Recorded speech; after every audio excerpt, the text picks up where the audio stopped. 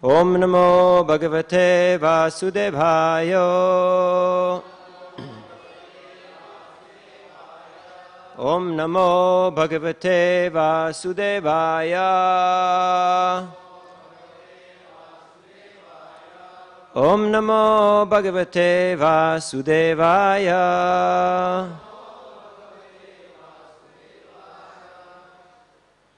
Reading from Śrīmad Bhagavatam, 10th Canto, 82nd chapter, Krishna meets the inhabitants of Vrindavan, text number 31. Śrī-śuka uvāca. Nandas tatra yadūn prāptān. Nandas tatra yadūn prāptān. Jñātvā kṛṣṇa-purogamān. Jñātvā kṛṣṇa-purogamān. Tatrāgamad vṛto gopair. Tatrāgamad vṛto gopair. anaḥ-sthārthair didṛkṣayā. anaḥ-sthārthair didṛkṣayā. śrī-śuka uvāca. nandas tatra yadūn prāptān. jñātvā kṛṣṇa-purogamān. tatrāgamad vṛto gopair. anaḥ-sthārthair didṛkṣayā.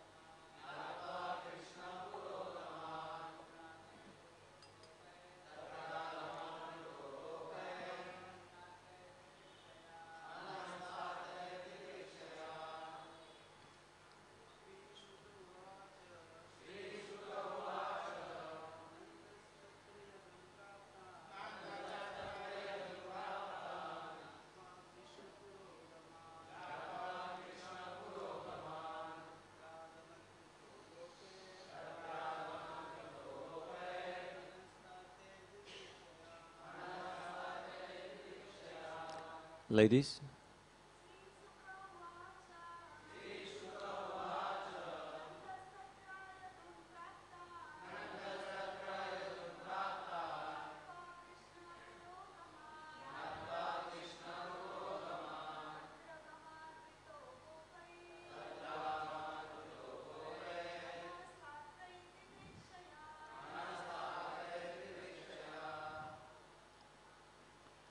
Śrī-śuka uvāca.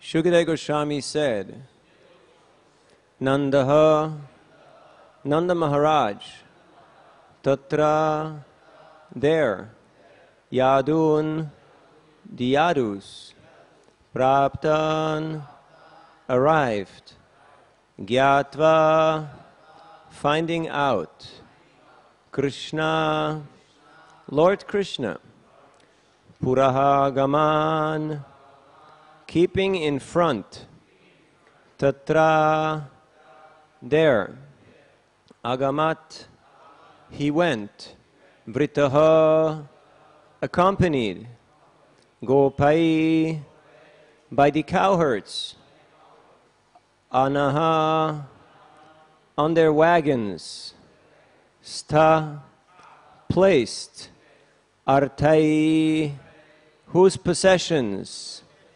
didṛkṣayā, wanting to see. Translation and purport. Śukadeva Gosvāmī said, when Nanda Mahārāja learned that the Yadus had arrived, led by Kṛṣṇa, he immediately went to see them. The cowherds accompanied him, their various possessions loaded on their wagons. Purport.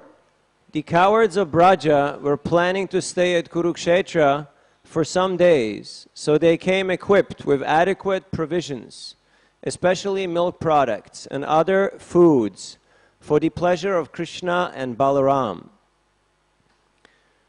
Om Ajnānatimirandasya Gyananjana Shalakaya Chakshurunmilitam Jena Tasmai Sri Gurave Namaha Sri Chaitanya Manobhistam Stapitam Yena Bhutale Swayam Rupa Gadamhayam Dadhati Swapadantikam Jaya Sri Krishna Chaitanya Prabhu Nityananda Sri Advaita Gadadhar Srivasari Ghora Bhakta Vrinda Hare Krishna Krishna Krishna Hare Hare Hare Rama Rama Rama Hare Hare Mukam karoti vācālam pangum langayate girim yat kripadam aham vande Sri Guru Dinataranam Paramananda Madhavam Sri Chaitanyeshwaram Vanchakalpatarubhyascha Kripasindubhyevacha Patitanam Pavanebhyo Vaishnavebhyo Namo Namaha.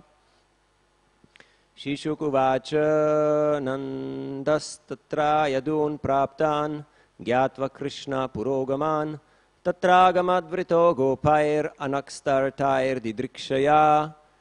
Śukadeva Gosvāmī said, when Nanda Mahārāja learned that the Yadus had arrived, led by Krishna, he immediately went to see them. The cowherds accompanied him, their various possessions loaded on their wagons. Hare Krishna. Can you move this? So this is the 82nd chapter of the 10th canto. You can say this is already the bonus track. All the demons are killed.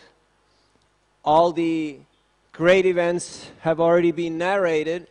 Now, Śukadeva Gosvāmī is giving a very eclectic description of different pastimes that are very dear to his heart. So he is narrating because his audience, Maharaj Parikshit, is very eager to hear from him. So this is drawing out a lot of wonderful discussions. Yesterday we heard from Nanda Prabhu how in our culture of Krishna consciousness, respect and a service attitude is very important, because that is not only the definition of culture, it is also the intrinsic element of all of the rasas.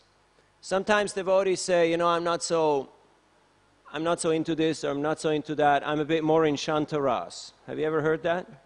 Huh? I'm a bit more in Shantaras.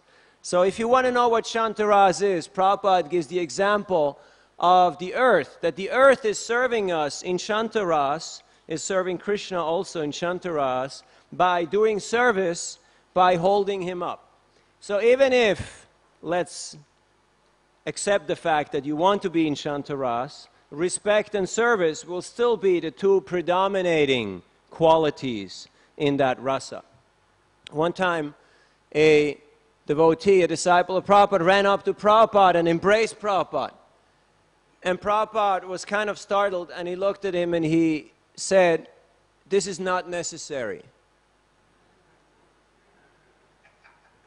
So sometimes our desire for intimacy gets ahead of us, and we forget what is appropriate according to the situation. Because a servant is primarily on reverence, in respect, and in service mood. And the aspect of intimacy is not a predominant element. Now, if the master invites that sentiment, then it is permissible.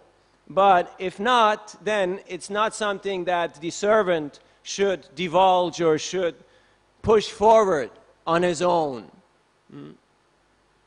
So today we will speak about pacifiers, about default mode, and about our mission in life. They're all related to swabhav, to our own inherent nature.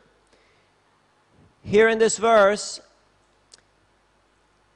we hear about Nanda Mahārāja and the Brijbasis who went to Kurukṣetra to do what?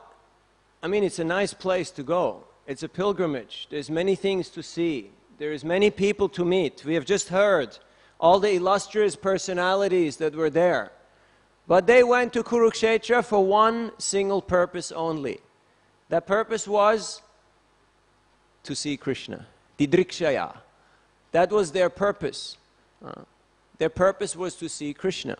So that is the mood, that is the swabhav of the Brijbasis. They want to see Kṛṣṇa. In English we say beauty is in the eye of the beholder. That wherever you place value, that's where you see beauty. It's like a husband. Every husband sees his wife as beautiful. Otherwise, he wouldn't be married to her. Everybody has his cherished possessions. So for a devotee, his ishtadev, his cherished possession, is Kṛṣṇa. That is his most lovable object of devotion. So when the Brijbasis came to Kurukṣetra, there were certainly many things to do, many things to see, many people to meet, many topics to discuss. But they were simply interested, where is Kṛṣṇa? We want to meet Kṛṣṇa and we want to discuss about Kṛṣṇa. That was their focus, that was their intention. And such a mood, such a focus is important in the life of each and every devotee. Srila Bhaktisiddhanta Saraswati Thakur, in one discussion, he describes that in this material world, Maya, the illusory energy, has given the conditioned soul so many sucking toys. Do you know what a sucking toy is? It's called a pacifier. For those of you who don't have children, you know, when you have little babies, you put something in their mouth because that pacifies them. It can be either a rubber thing, or it can be a natural thing, or you can stick the finger there. Just like that child that was abandoned, and then Soma came and put his finger in the mouth of the crying baby and said, you can suck on this, and you will get nourishment. So Maya is giving the conditioned soul so many sucking toys. And it may seem a little abstract, but if you happen to walk around, you will actually see how people are continuously chewing and sucking and having something in their mouths. So many sucking toys are there. No need to mention, depending on which mode of the three different modes you're in, you have different sucking devices that you will keep in your mouth. As a pacifier, just to pacify the conditioned living entity, it's okay. You're fine because you're holding on to something and you're chewing and you're sucking on something. But for the devotees, the pacifier, what really gives the devotee solace and nourishment is the holy name of Kṛṣṇa. Hare Kṛṣṇa, Hare Kṛṣṇa, Kṛṣṇa Kṛṣṇa, Hare Hare, Hare Ram, Ram Ram, Hare Hare. Because a devotee does not accept any substitute, any of these seemingly unlimited, unnecessary necessities as a substitute for Kṛṣṇa consciousness. Also not substitutes in the mode of goodness, because they're simply substitutes.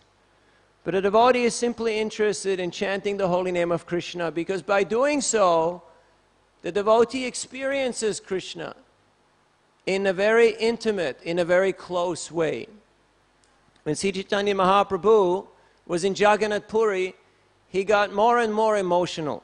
And we hear from Krishna's Kaviraj Gosvāmī in Sri Chaitanya Charitamrita how he could only be pacified by the chanting of the holy names, Hare Kṛṣṇa, Kṛṣṇa Kṛṣṇa, Hare Hare, Hare Ram, Ram Ram, Hare Hare, and by the songs of Vidyapati and Chandidas. These were the only things that would give solace to his heart. Nothing else could actually pacify him.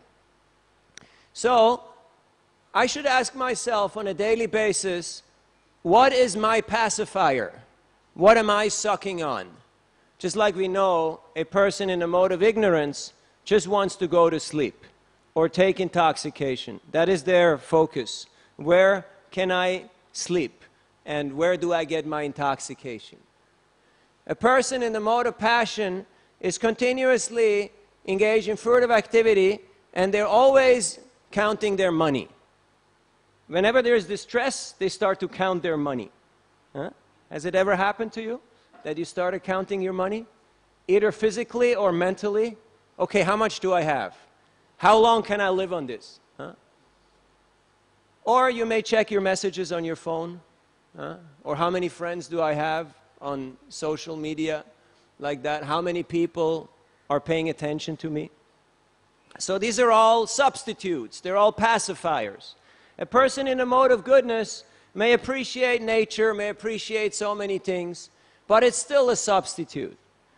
Because only Kṛṣṇa, Ishvara Parama Kṛṣṇa, is the personality which will actually give real satisfaction, real solace to the heart of the living entity.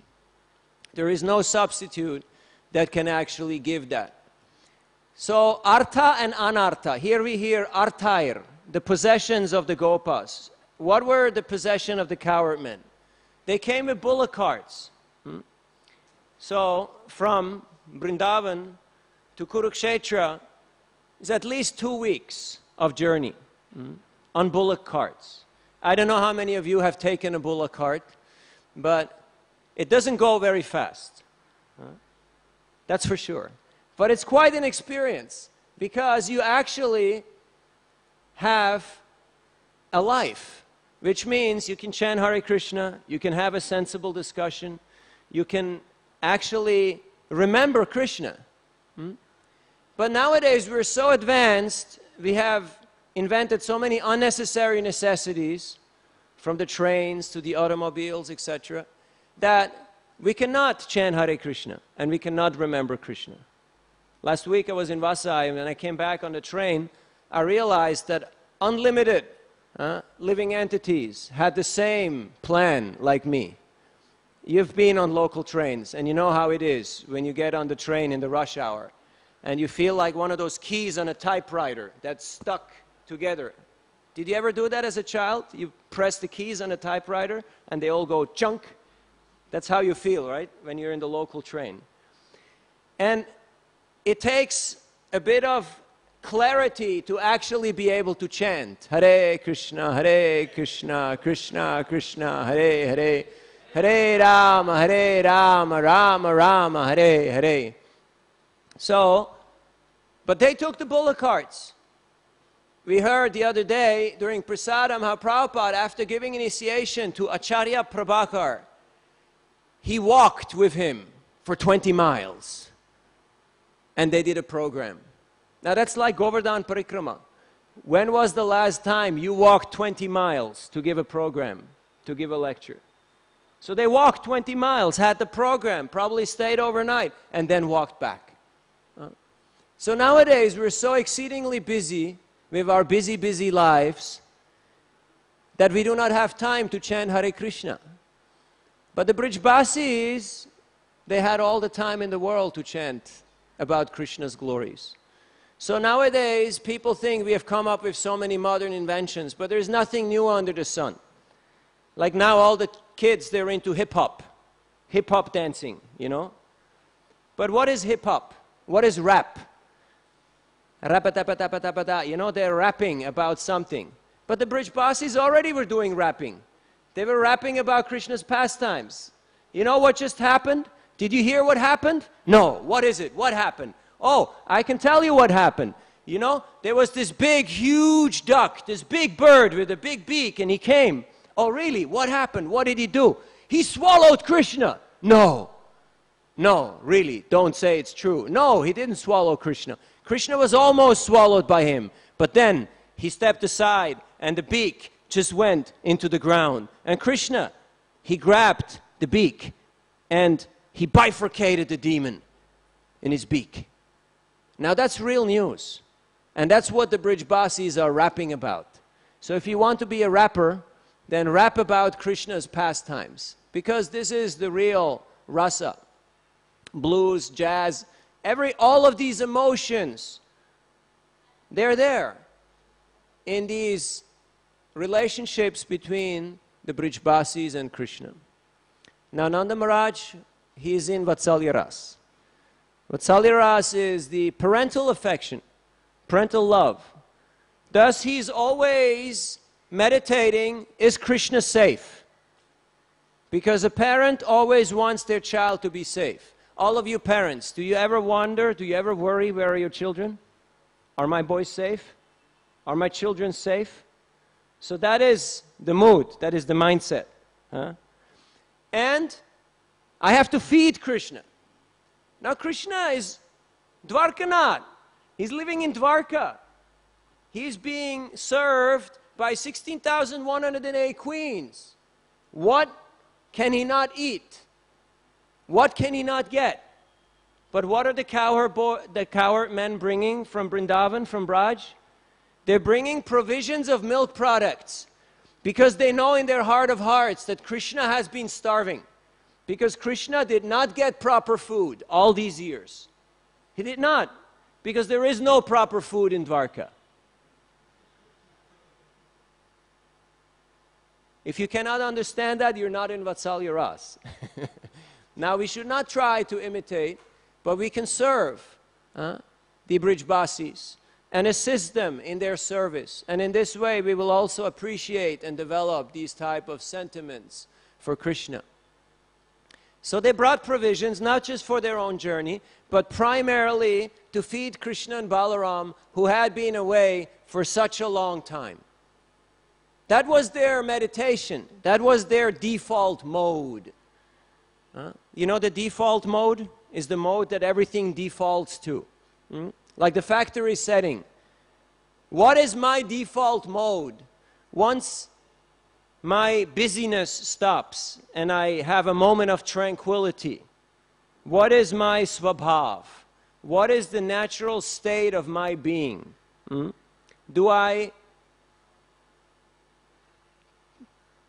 connect to which of the modes, to which of the mindsets? So Nanda Mahārāja is always worried about Krishna. He always wants to protect Krishna, and he always wants to feed Krishna. And Krishna's pleasure, Krishna's happiness is his only meditation, is his only focus. So when he was in Kurukṣetra, he was not interested in the sights. He was not interested in all the other people that were there. He was interested in, where is Krishna? I want to meet Krishna. When the inhabitants of Navadvip went to Jagannath Puri, before taking bath, before going to temple, before doing all the things you can do in Puri, they went to take darshan of Chaitanya Mahaprabhu. And Mahaprabhu asked them, did you go to your quarters? Did you take bath? Did you take darshan? Have you had prasad? And they kept silent, because you don't want to argue with a superior person. So he understood, no, they had come straight to him. And Krishna's Kaviraj Goswami, he explains that the body is like a chariot, and the heart is like the charioteer. So wherever your heart is, that's where you will be pulled naturally to go. Like when you're absent from Sisi Radha Gopinath Mandir and you come back after a long time of absence, what's the first thing that you do? Do you go for prasad? Or you go check, is my locker still there? Or do you go and have darshan of Radha Gopinath? So, now sometimes these emotions, these sentiments, they are hindered by awe and reverence. And therefore Krishna, he has different potencies, different shaktis that will sometimes cover his devotees, sometimes cover him, because when there is too much respect or on reverence, then this intimacy is not possible to grow, to come to the forefront. Therefore, whenever a situation arises where Krishna's supremacy, Krishna's magnanimity, Krishna's all-powerful nature becomes very prominent, then the default mode kicks in. Like Mother Yashoda looks into Krishna's mouth and she sees not only the universes, not only all the elements, not only all living entities and everything in creation, she sees herself and Krishna looking into his mouth.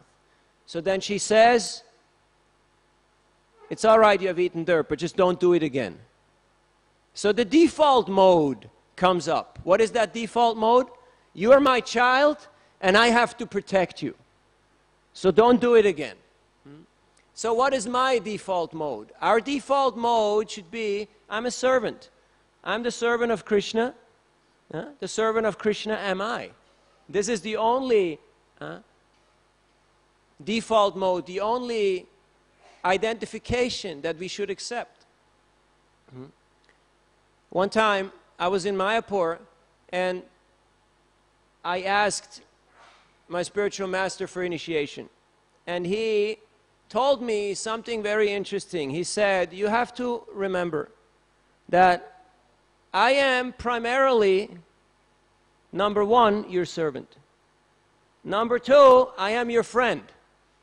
Now, if you require me to be, number three, your spiritual master, I can do that too. But you have to always remember that primarily, number one, I will be your servant. And number two, I will be your friend. I said, that's okay, but I need number three. Please, please. That's okay, but please give me number three. So, the spiritual master is serving by being the master. And the disciple is serving by being the servant. So both they are serving.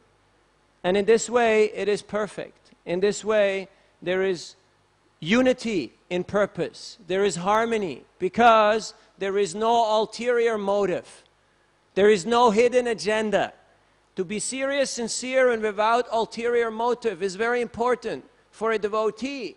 Nowadays we see people think that I have to have my own project.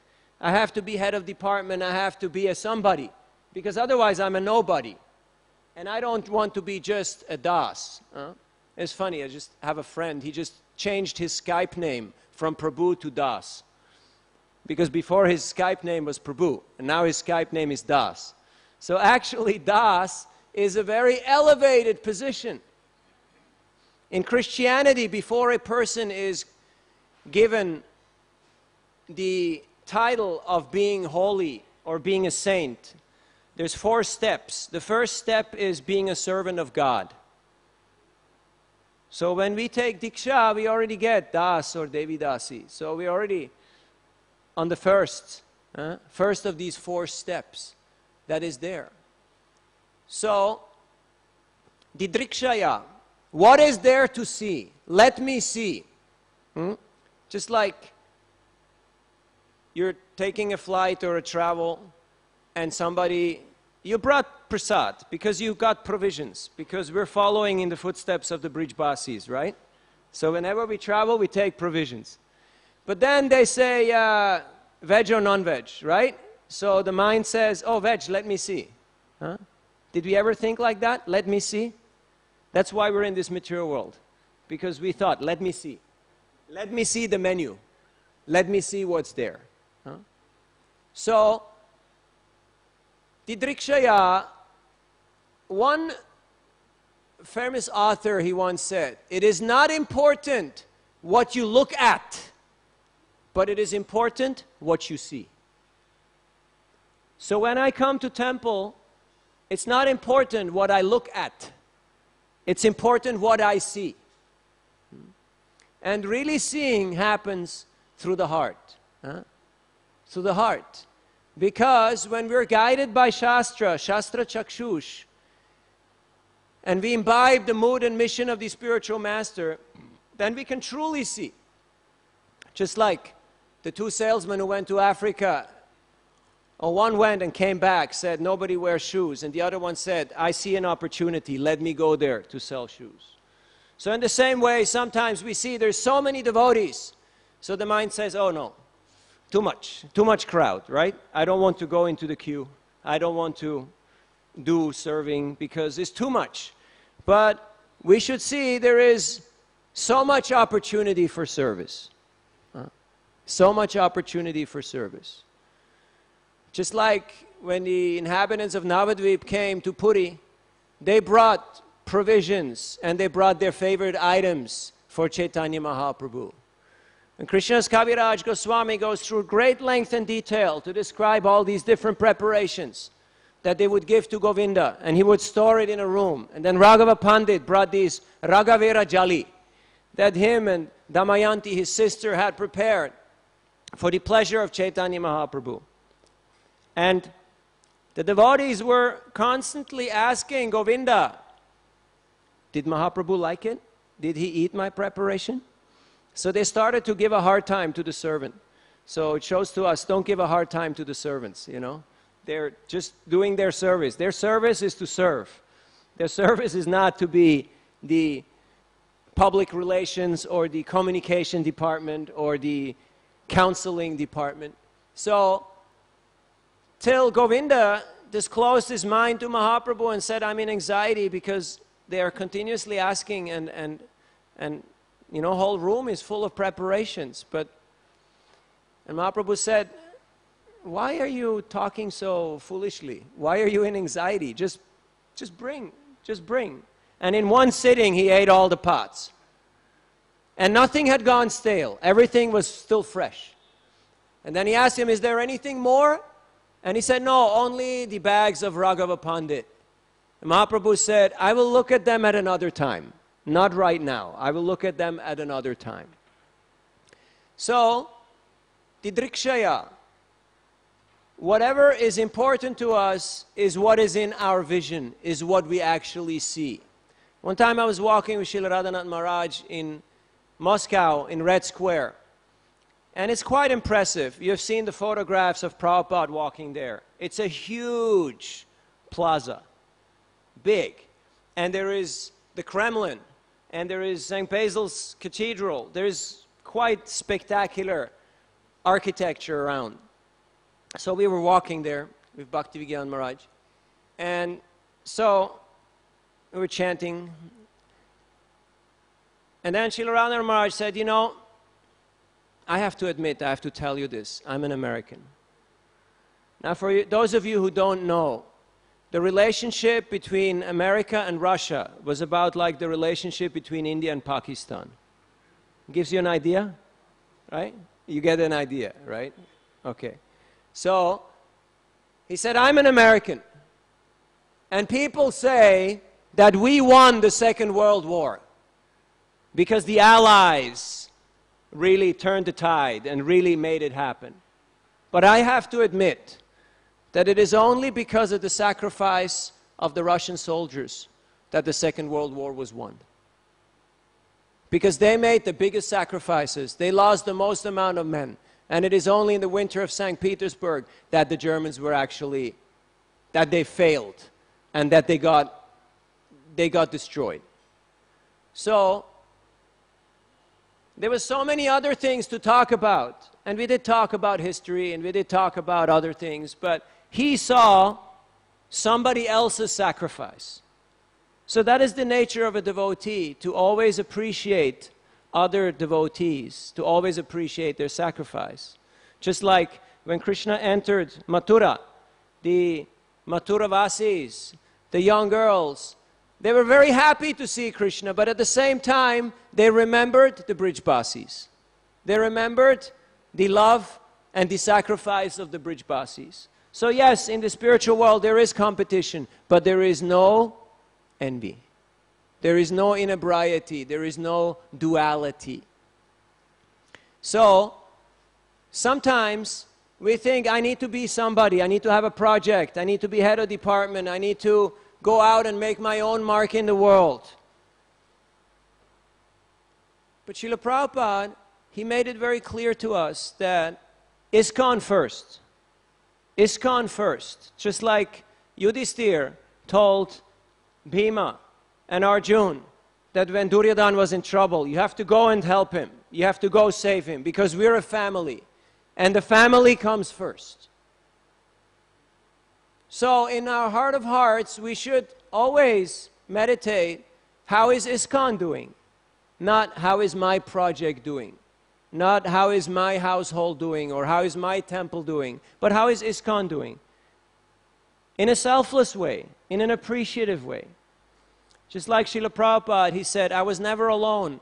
I always was guided and assisted by my spiritual master. And because I had the holy name and I had the mission, I was never alone. So in the same way, when we study and imbibe the mood of our parampara, then we will never be alone. We will never feel lonely.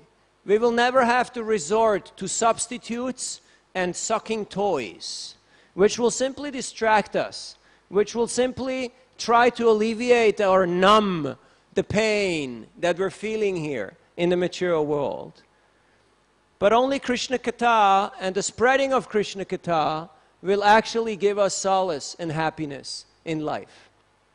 So Krishna, he appears in this world time and time again in order to annihilate the demons, to reestablish the principles of Dharma, and to give happiness to his devotees. So Krishna is very happy to be conquered by the love of his devotees. And we can see how he's conquered by the prema. He's conquered by the love of his devotees. Just like in the Damodar Lila, when Krishna had been bound up by the ropes of love of Mother Yasoda, and he had pulled down the two Yamala Arjun trees, and they had offered him their prayers.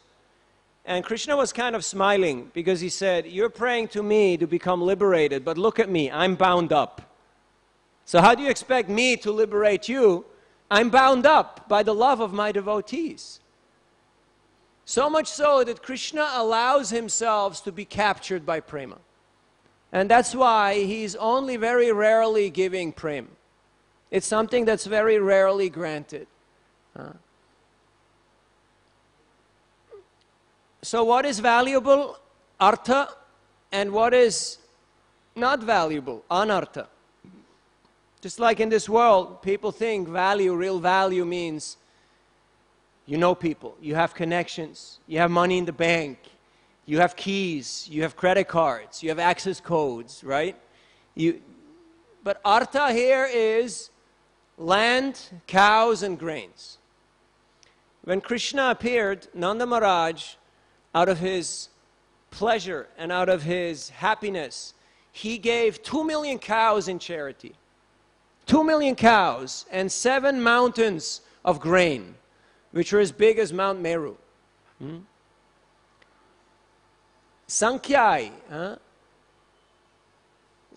unlimited number, practically unlimited number of cows. So that is real wealth. Now, when is the last time you saw a cow? Here in Mumbai. You have to think really hard, right? When is the last time? I remember, it's a week ago when I went to Muralidhar Prabhu, and we went to the South Indian market to buy some puja items, and there was tied to a pole, there was a cow. And the cow looked really bewildered, right in the middle of the traffic of the market, like that. So, because we have accepted anartha, the unnecessary necessities, to be very important, we do not have space, time, and energy for artha, for real wealth. And that's why we always feel broke. We always feel poor, because artha has no place in our life, because we're too busy with anartha. We're too busy with sucking toys. So, Asankhya means a 1 with 17 zeros. How much is that? How many approximately? The acharyas say unlimited. Unlimited. Now you may wonder, how can you put unlimited amounts of cows into these kroshas of Vrindavan? But the acharyas also explain that the Lord is unlimited. Can you start the fan again, please? Thank you. The Lord is unlimited, which means that even in a tiny portion of the bridge of Braj, all the universes can fit in one tiny little corner of the spiritual world. So Krishna is unlimited. His love for his devotees is unlimited. And the opportunities for devotional service are unlimited. So we should never think, oh, what is my hope for ever getting service? How will I ever get service? Because there is too many people in line here. Did you ever feel like that? Too many people in line here? How can I do service? Well, just start serving the line, you know? Do service to the line. Huh?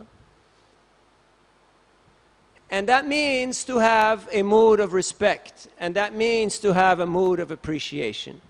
And if we do that in this way, we will actually be connected with the mood of the sampradaya. And whenever Krishna chooses to give a little intimacy, a little ecstasy, a little realization, don't fight it. It's okay. Accept it. Accept it. But understand that the default mode, the primary rasa, the primary underlying current should be service and respect.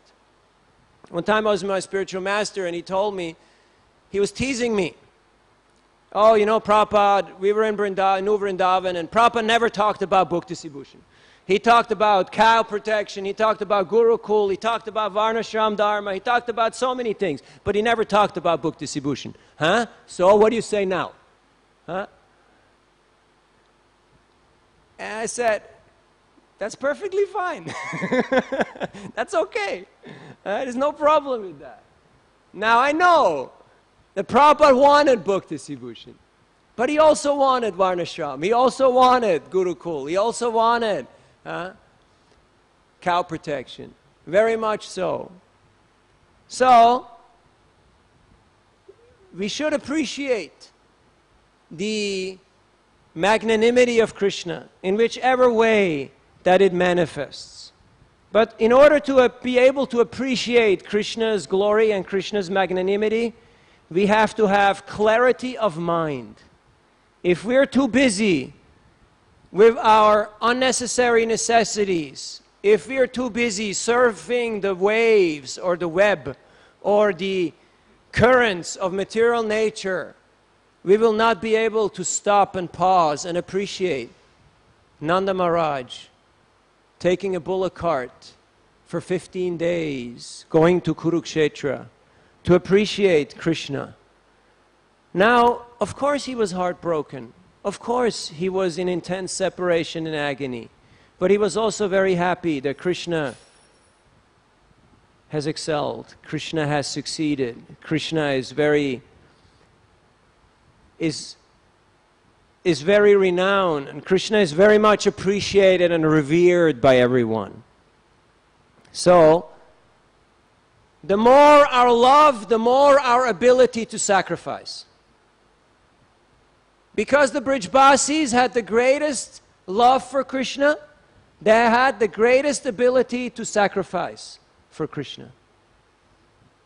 That is a concept that is not often appreciated, because we think that only personal interaction, only personal reciprocation is intimacy. But to understand Vani Seva, to understand what does it mean to serve the mission of the spiritual master, what does Krishna want? What is his desire? Now Prabhupada, he gave us the spiritual world. He gave us the holy name. He gave us deities. He gave us prasad. He gave us the association of devotees. But most important of all, He gave us devotional service. And He gave us a clear understanding of who is Kṛṣṇa. If you would go today on the street and you would interview 100 persons, who is Kṛṣṇa? You will get 100 different answers. Have you ever asked people, who is Kṛṣṇa? You get some shocking statements. Huh? But Prabhupada made it very clear. Kṛṣṇa, the Supreme Personality of Godhead. So that nobody has to speculate. Ishvara Parama Kṛṣṇa Sachidananda Vigraha Anadiradir Govinda Sarva Karana Karanam. Kṛṣṇāya Vasudevāya Devakinandanāya Cha Nanda Gopa-Kumārāya Govindāya Namo Namaha. So it is not that we have to be puzzled, oh, where is God? Who is God? What is God? And what is my relationship to Him? We can just hear the prayers of the acharyas, we can repeat them, and we can chant Hare Krishna, and we can spread Hare Krishna. Before Prabhupada started his preaching, how many people knew that Kṛṣṇa was the Supreme Personality of Godhead? Even in Kurukṣetra, even now, at this occasion, how many people actually know it in truth, tatvata, that Kṛṣṇa is the Supreme Personality of Godhead? Very few, very few. Many think, oh yeah, he's powerful, yeah, he's a king, yeah, he's a yogi, he's done a few things, but hey, look at me, you know? I'm also somebody, I'm also doing something. But who actually appreciates Kṛṣṇa as the Supreme Personality of Godhead? So that is Srila Prabhupada's unique, tremendous, outstanding contribution to the world. And in this 50th anniversary of ISKCON, we should make deliberate plans how we can put Prabhupada's desire, Prabhupada's mission and mood to make Kṛṣṇa famous, to give Kṛṣṇa to every living entity, how we can put that in the forefront. And if it means that I'm the servant, if it means that I'm last, then that's fine. And if it means that I have to do this or I have to do that, that's also fine. But the mood, the focus is, I want to serve the mood and mission of my spiritual master. So we spoke about pacifiers and substitutes, we spoke about default mode, and about mood and mission. To really find out what is our swadharma, what is our true inherent nature, it will be revealed to us. But if we start with service and with offering respect and gratitude, we can't go wrong, because it's there in all the rasas. It's there in all the relationships. And all the other things will be revealed as we go along on our journey. Hare Krishna. Any questions? Or comments or reflections? Yes, Prabhu. Thank you, Prabhu, for the wonderful class. So you're talking about Swadharma will be revealed over a period of time. So my question is that practicing devotional service as the way it is told, and you keep practicing it, and then that's how then you will be revealed. What is your Swadharma, like what exactly?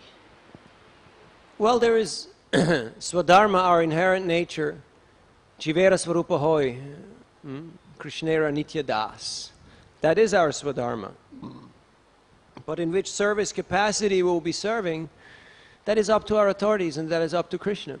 We may think I'm a great scholar, we may think I'm a cook, I'm a manager, I'm a pujari, but maybe you're not. Maybe Kṛṣṇa has another plan for you. Kṛṣṇa has another desire. And sometimes what seems to be failure can be a great nucleus for success. Like Prabhupada wanted to establish something in Jhansi, and he worked really hard. And somehow it all fell apart by some politics, some corrupt in-house dealings. But Prabhupada just moved on, and he went on to better and better and better and better things. Why? Because he was not attached. So if we're not attached and we have a true service attitude, then Krishna can move us along our trail. But if we're attached and we say, no, this is me, this is my swadharma, and this is my place, then we will be stuck and we will suffer miserably. That doesn't mean we have to keep on moving and changing. It just means that to serve is a privilege, and it is not a prerogative. It's not according to my terms. So when we come into the movement, we serve under authority, and we stay in the movement, and we serve under authority, and we become senior devotees, and we still serve under authority. So that never changes. It's just that the relationship and the interaction may slightly change, may slightly differ. And whether you're serving in this position of intimacy or in that position of intimacy, that is really not so much our call, because we're the servant. Does that help? Thank you, Prabhuji. That's as far as I've understood. I know there are other levels of realization, but you have to ask the suitable speakers for those levels of realization. Other questions?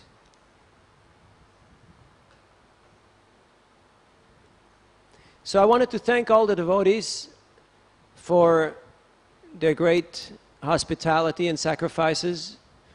I'm not yet moving on because I have not yet received marching orders, but I just wanted to take this opportunity. Whenever I come here, I see great sacrifice, great love and dedication. It's not that we get,